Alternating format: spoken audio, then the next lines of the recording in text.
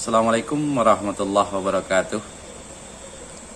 Para pemirsa channel Hidayah Minang, sanak saudara di kampung maupun di rantau.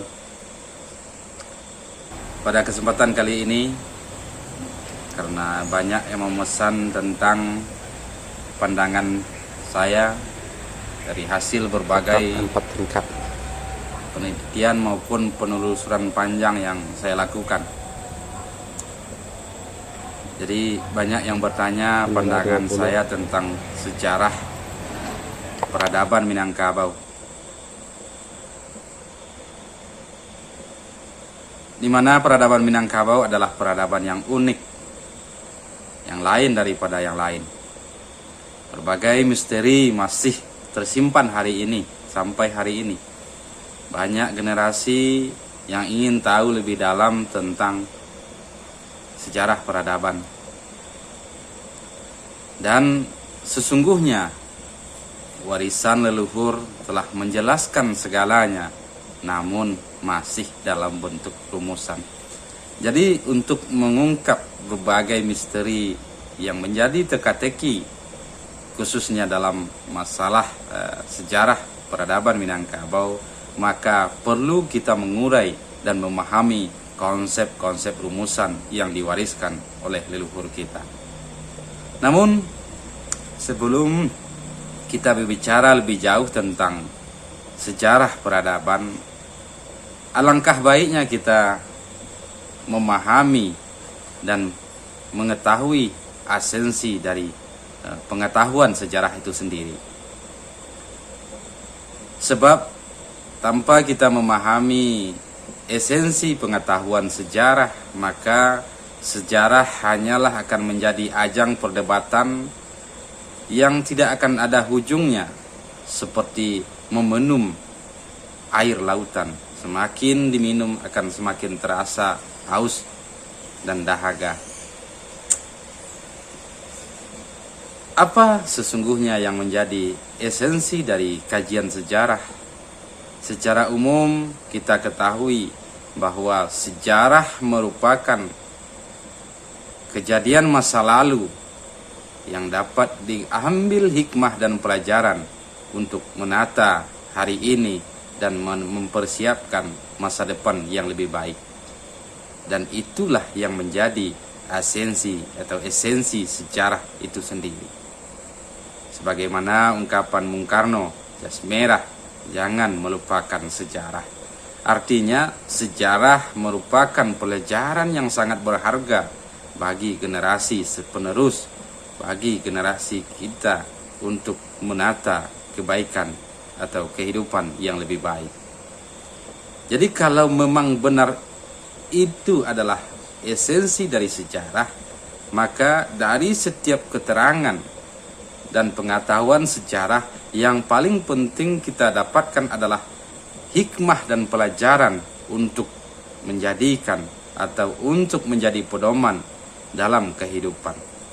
Jadi kalau benar-benar kita mencari hikmah dan pelajaran, maka kita tidak akan pernah terjebak oleh berbagai perdebatan-perdebatan yang terkadang seolah-olah tidak penting, hanya membuat kita larut tanpa mendapatkan pelajaran.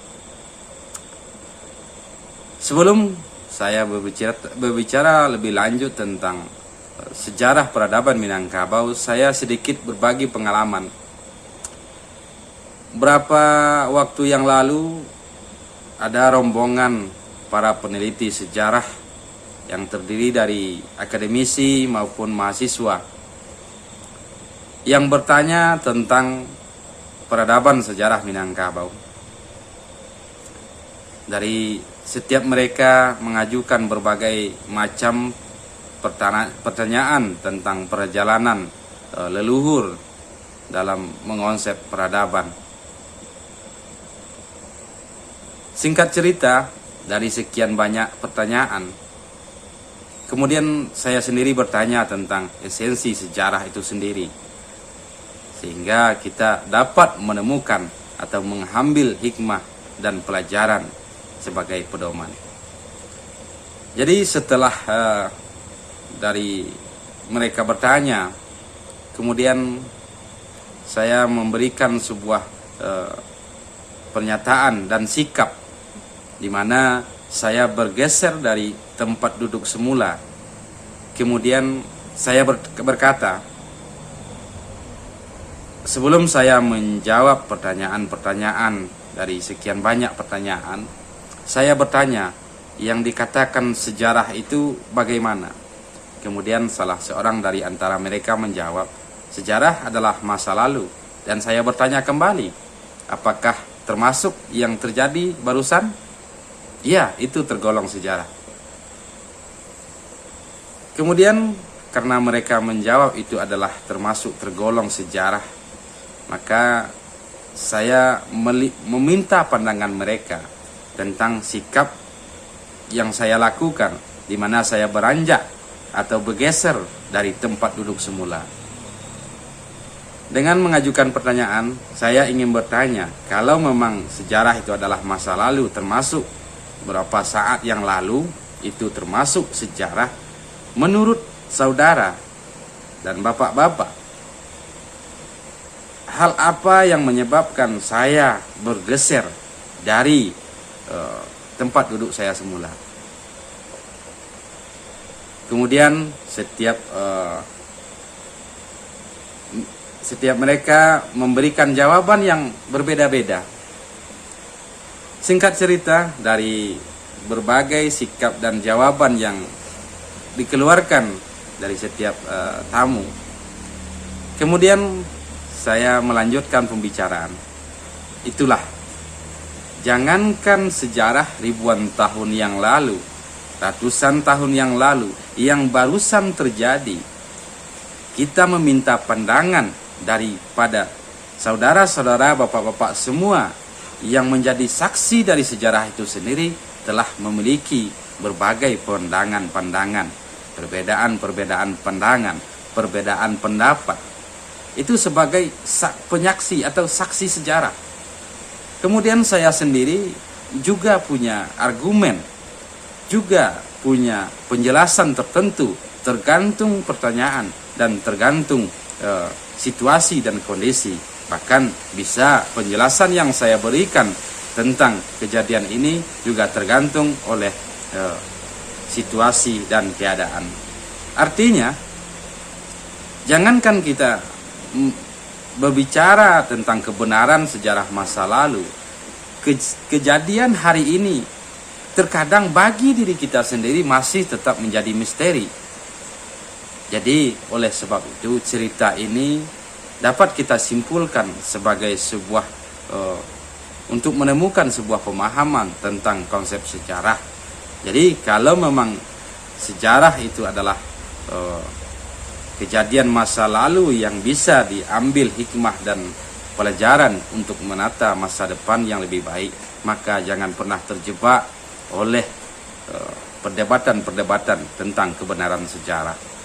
Karena jangankan sejarah orang lain, jangankan sejarah ribuan tahun yang lalu, ratusan tahun yang lalu, bahkan sejarah hari ini, sejarah 1 detik yang lalu terkadang masih menjadi misteri bagi kita masing-masing. Oleh sebab itu, sebelum kita mempelajari atau meneliti sejarah lebih dalam, maka esensi dari sejarah itu harus dipahami dan harus ditanamkan di dalam diri, sehingga kita tidak terjebak dengan waktu atau perdebatan-perdebatan yang terkadang hanyalah sia-sia.